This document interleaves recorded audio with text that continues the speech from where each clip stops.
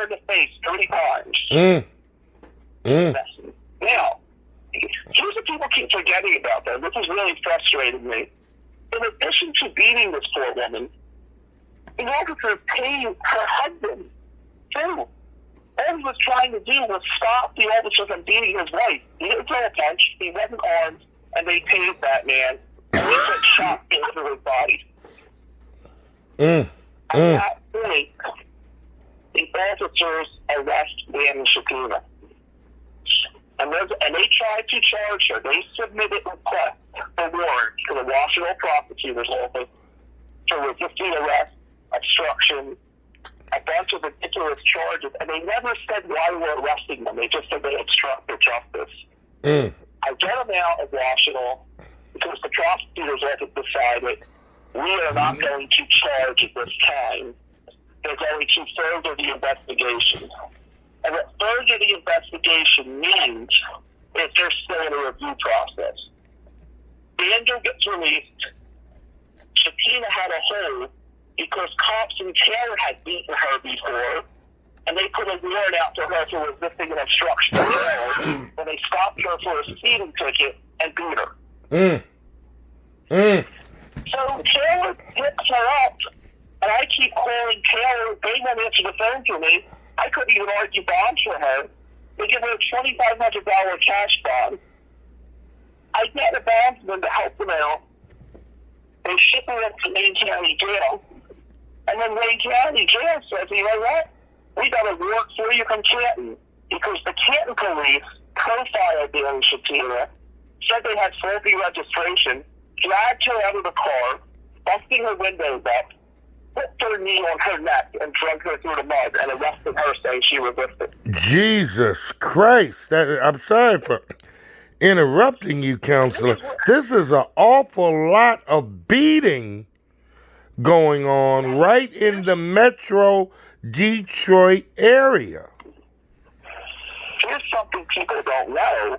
Shatenia was given no bond. Before I was ever involved in these cases, and so early Star, my co-counsel, and I are working night and day on this. I think we're making progress. I'll update that in a minute. But she was given no bond.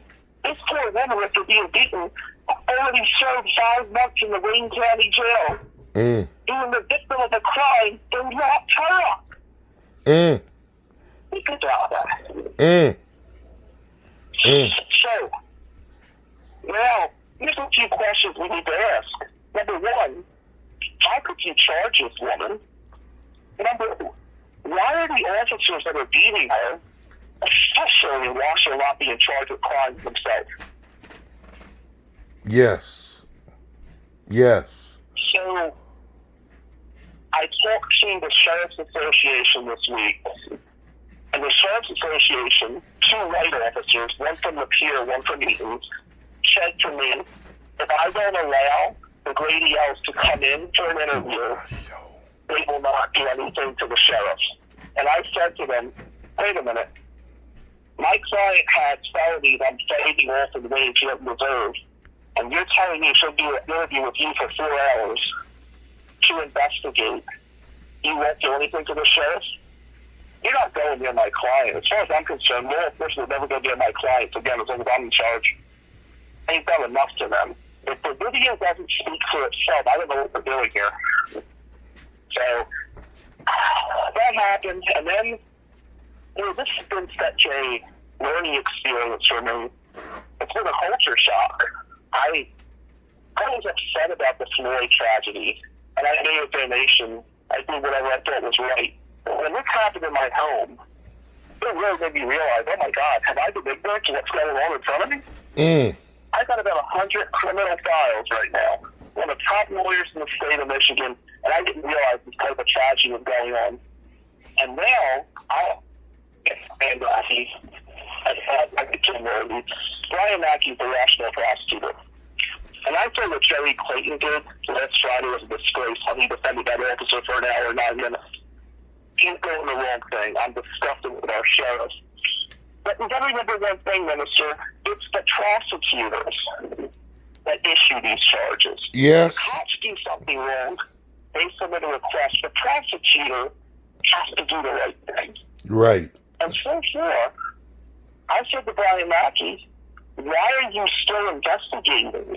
Why haven't you charged the officers that beat my client? And why is my client still concerned that charges could be coming towards her and her husband? When are you going to get up and do the right thing? You're going to protect your sheriff as much as you can. That's just politics.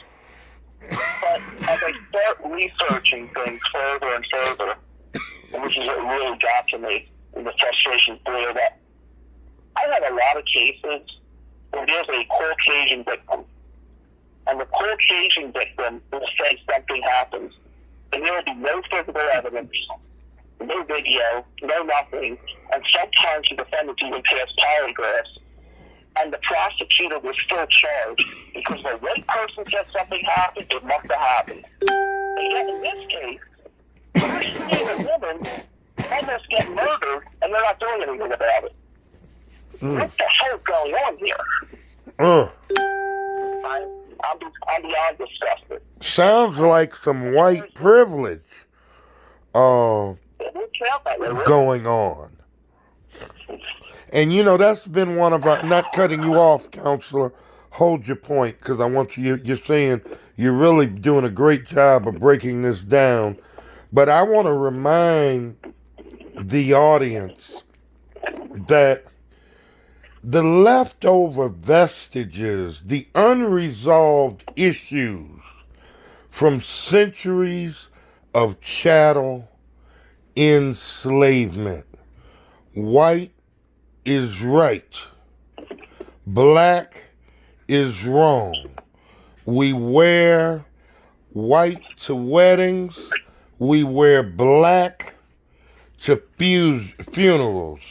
Mr. Webster has a whole bunch of words with white that means good, and a whole lot of words with black that means bad. And what I'm saying is racism, white supremacy is learned, taught behavior. I don't believe that folks are just automatically hating black folks or people of color or poor people or poor whites. It is taught behavior. It has been handed down. We never resolved the question of the color line and the humanity of black people. That's why we're still suffering today and why we have to march and all today. Continue on, counselor. As of right now, in Rand County, the cases have been pushed back a few more weeks. I have asked Kim Worthy to dismiss everything, and she is considering it. She hasn't given me an answer yet, but we have made progress. Praise the Lord. I had asked Brian Mackey to dismiss this ridiculous criminal investigation. More importantly, to charge the officers that beat Shatenia and Dan. Why should they get a free pass here? They're on a paid vacation right now. Look at what they did. Why? And I will say a couple of things. It's been difficult, obviously. What I'm learning along the way, I've learned from you, I've learned from Nate Frazier. It's such a learning process. It opened my eyes so much. It's horrifying. But I got people telling me not to be involved in this case. And I'm thinking, how can a lawyer not be involved in this? This is bigger than money. This is about justice. That's what this is about right now. And you are working this case pro bono. I am, sir, yes. I will tell you, one person in Wayne County that has been an amazing help to me is referee Nicholas Hathaway, who he is the referee over at Lincoln Hall when juveniles are being prosecuted. And referee Hathaway sees many young black kids in there all the time, and he's always trying to rehabilitate. He sees that Detroit needs unification. He's out there marching with Black Lives Matter. He's running for Judge Frank Murphy, and he's somebody who has kept me sane throughout this whole process. He he hasn't just given lip service. He's been out there fighting. And I wish to God Brian Mackey and Washington County would follow pathway, please, because I'm disgusted what's going on in my own community. And I'll show one further thing, which I'm going to say it's a learning experience. I have had 42 calls, and so 42 calls of people that have called me in the last week that said they have been abused in one way or another by police officers in Washington County. Wow. You know, because the team, and maybe they have a voice now. And I'm investigating all these. I don't know how many are about or not about it. I have to do my research. But if there's 42 calls, you know there's something wrong here. And you know the thing, counselor, like you said, you've gotten 42 calls about these incidents. Some may be true, probably most, but you got to do your own investigation. But here's the thing, everybody doesn't know to call you. You got 42. That's like a sample. There may be hundreds, because everybody does not know that they need to call you and tell you what's going on. We have a lot of people who are just abused. Their humanity is questioned. Their civil rights are just trampled on, and they go on about their business. Yep. You know, something happened yesterday at the speech.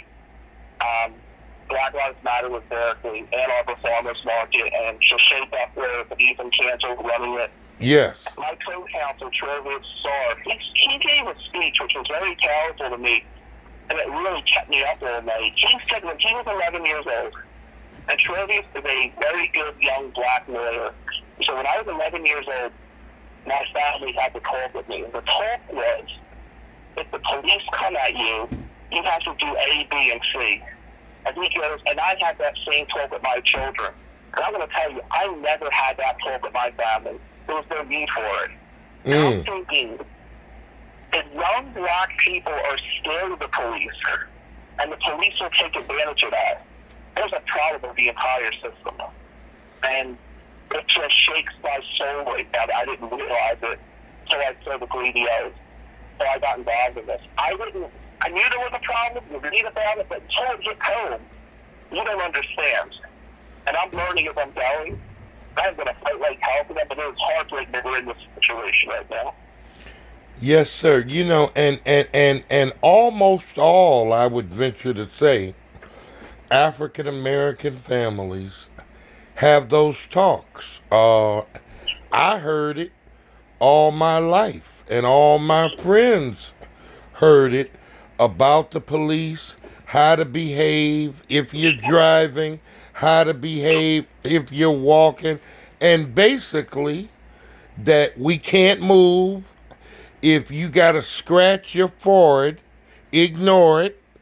Ask for permission. If you got to grab your wallet or whatever, work ID, insurance, whatever, ask for permission to move. I mean, really, it's really sad. And many times when you go through this, counselors, you don't even know what is the issue the officer has. If you're walking down the street, or you're on a moped or a bicycle or a tricycle or motorcycle or four-wheel car, whatever, you stop me. I have a right.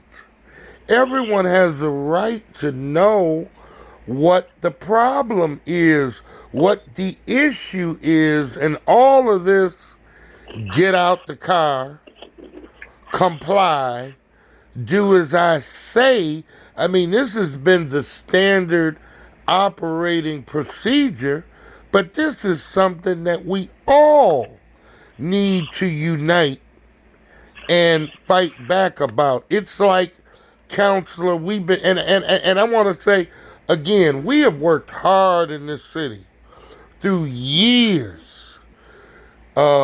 I've put in 37, but there are others who've been out here longer. There are others who are ancestors now to develop better relations with the police, and we are still working on it. But there are cops who feel that we have given them half the authority of God and that they are prepared to use it with none of the wisdom or compassion or mercy of God.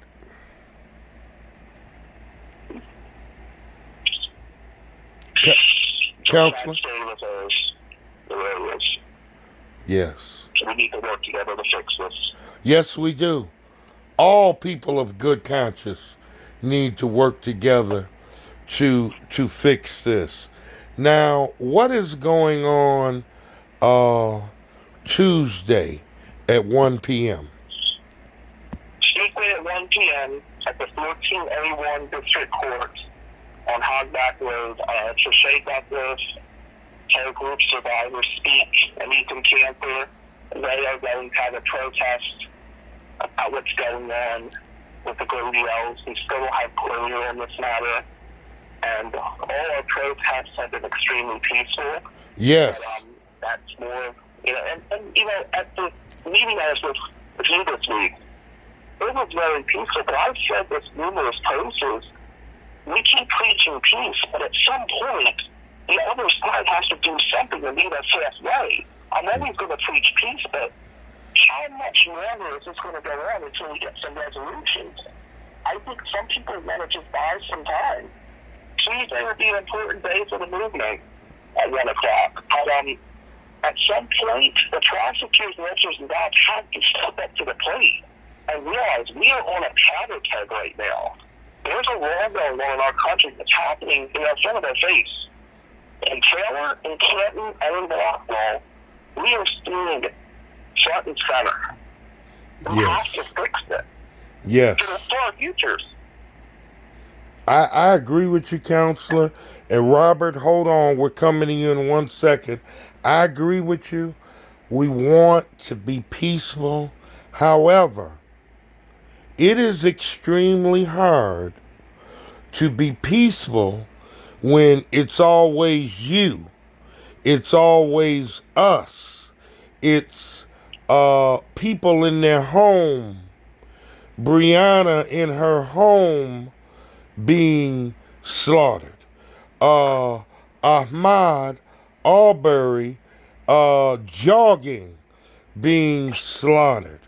When it's always us, when it's always the black, the brown, or an Arab or Chaldean, in some instances being beaten, pummelized, your rights trampled. Our women, as a man, it burns me, my keister, to see women being pummeled, whether if the abuser is a husband or a boyfriend, or if it's 5-0. If the abuser looks like me, or if the abuser doesn't look like me, I want the abuse to stop. And let me say this, self-defense is a right. Are you encouraging fighting the police? We say police. I'm not encouraging anything. I am simply stating that the so-called rights from the Constitution are supposed to be, self-defense is a right, but there's God's rights, there's natural law, and you have the right, if you're not doing nothing wrong, to defend yourself, period. That's all that I have to say. There are consequences if you defend yourself. There are consequences if you don't defend yourself. But I can only speak for me. If I derive at the conclusion that you are out to paralyze me, beat me, injure me, kill me, then at that point, I don't give a you-know-what about the consequences. Counselor, you got a call. Let's go to Robert. Robert, thank you for your patience. You're talking with Attorney Bill Amedeo. doing, Minister? How are you? It's Deacon Bruce. Oh, hey, Deacon Bruce. I'm okay. Yes, sir. I just wanted to call in and sound out on the subject you all are talking about. Well, go right ahead. You met Bill Amedeo. You were out there. Did you go to the sheriff's with us last week in Ann Arbor? Or you weren't able to make it? You didn't make that? Or you did? I went. Well, I went. Okay, and then Thursday, our rally at the Coleman A. Young. Well, Deacon Bruce, we got 2 minutes before the break. I want you to hit it. Then we're going to do our break, and we'll come back on air with you and the counselor. Okay? Well, I just had one question that I wanted to ask America. And the question is, was Lafayette Park our Tiananmen Square? I'm sure you're familiar with Tiananmen Square, right? Of course. China? Yes. China and Tiananmen Square? And how the rulers went down on the people? Yes. And the stuff that Donald Trump did seems to be true, but it's not the same thing. And if America don't watch out, he will try to declare, and this is Deacon Bruce speaking now. I think he will try to declare martial law and put out the election. Well, Counselor, Deacon Bruce, hold that thought. Both of you hold right where you are. The counselor will address you after the first of the new hour. Family, and you hold on too, Deacon Bruce. This is the Get Up, Stand Up, Truth in Vision show. The truth is in the house. I'm Malik, Shabazz, or Malik. We have Attorney Bill Amedeo on the line. Standing up in these suburbs against police terrorism, and he's either my right hand or my left. I ain't figured it out. Deacon Bruce on our live line. We will be right back momentarily after this mandatory commercial break.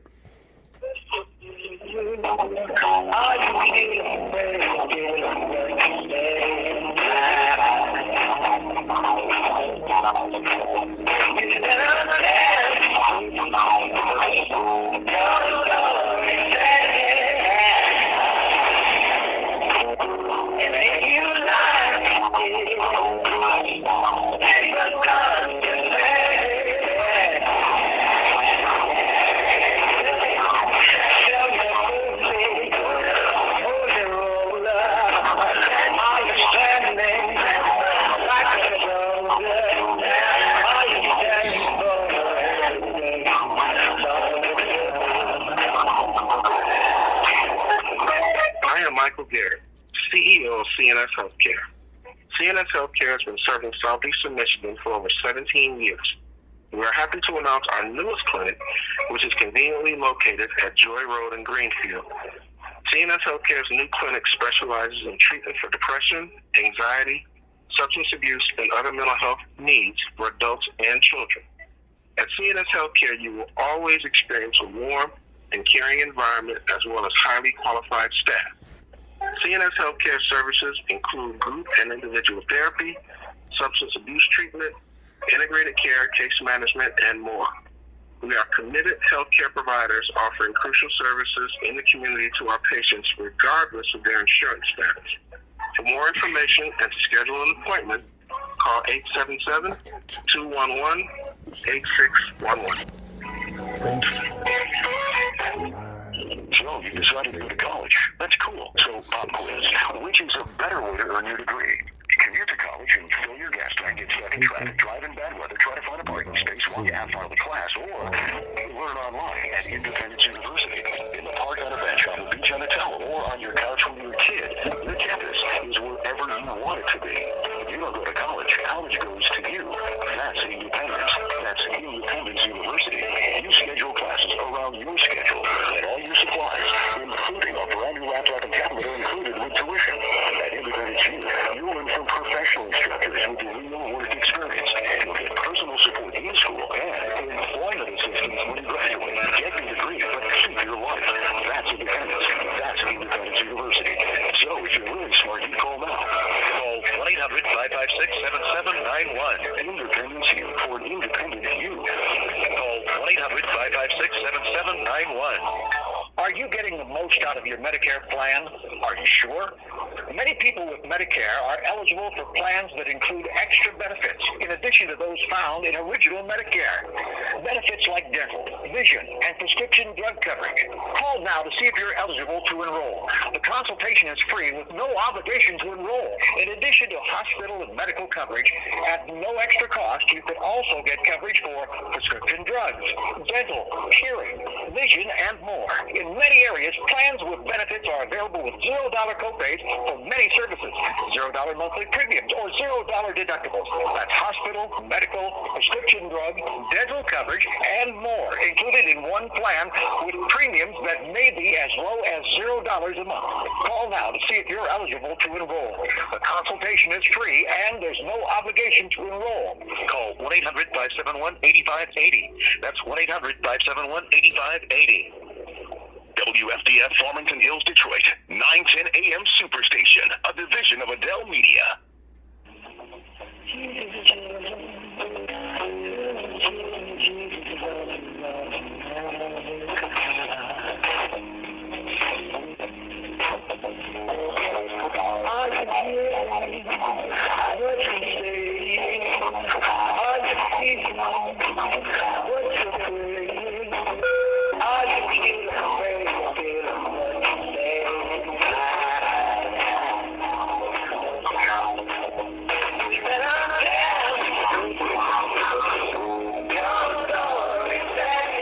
All right, family, we're back live.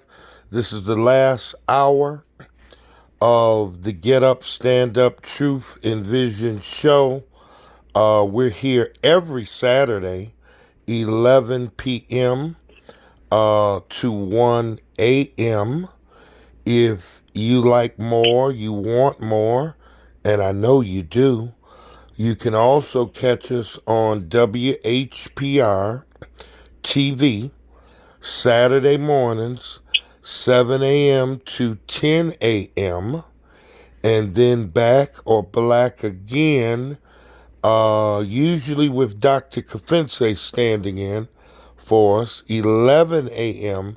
to 12 p.m., that's Saturdays, WHPR, and then, of course, Saturday night, 11 p.m. to 1 a.m., we're at the Superstation, 910 a.m. I'm sorry that we do not have the Facebook Live feed tonight. Technical issues. It does happen. But you do have me.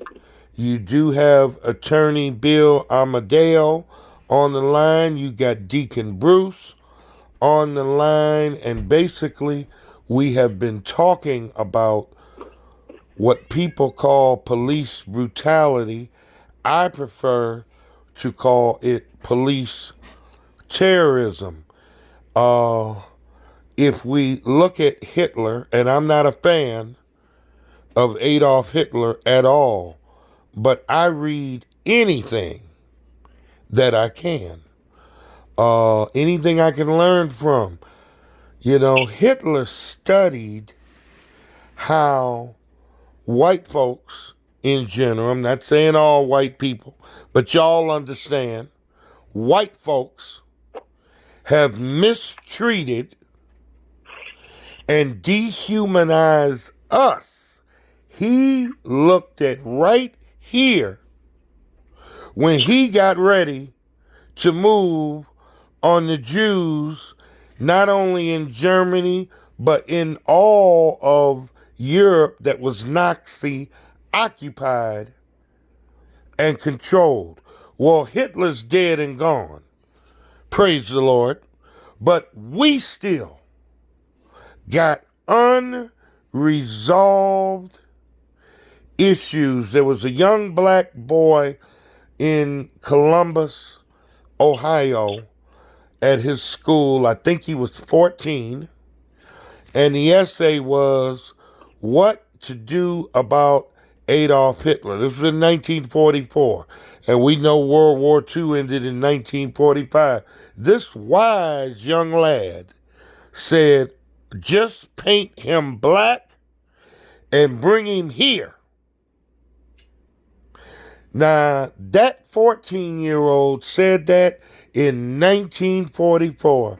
And here we are in 2020. Same. All right, Counselor, Deacon Bruce, chime on in. Well, Deacon Bruce, I'll leave the floor to you, but I'm just going to say the June 4th incident, Tiananmen Square you mentioned, I think there were 241 people that got killed in those protests. And what I think we have, unfortunately, and I'll put a lot of blame on Trump on this, is we have a playbook for domestic terrorism waiting to happen. That's what Daniel Grady-El calls. He didn't call it police brutality. He called it domestic terrorism. And I kind of agree with that. My big concern right now is nationally, obviously, locally on the poll, but nationally with this election coming up. I know in the primary, I voted for Bernie because Bernie energized me. I know Biden and the minister talked about this week. Biden is the best we have, but I hope he does something proactive because I do think a lot of white supremacists and supporters of police brutality are energized to vote for Trump right now. And I don't see Biden winning that middle-of-the-road voter. I hope he does. I'll support Biden because I'm fearful for the future of our country, but I need to see more out of him to be proactive to really energize our movement. That's my opinion on it. Let me chime in first, if I could, Deacon Bruce. I agree with you, Counselor. I am preparing to get lock, stock, and barrel behind Vice President Biden. But I want to reiterate what I have been saying. No president by himself or herself is going to completely solve what Dr. W.E.B. Du Bois, is actually Du Bois, but Du Bois called the problem of the 20th century being that of the color line. It wasn't solved in the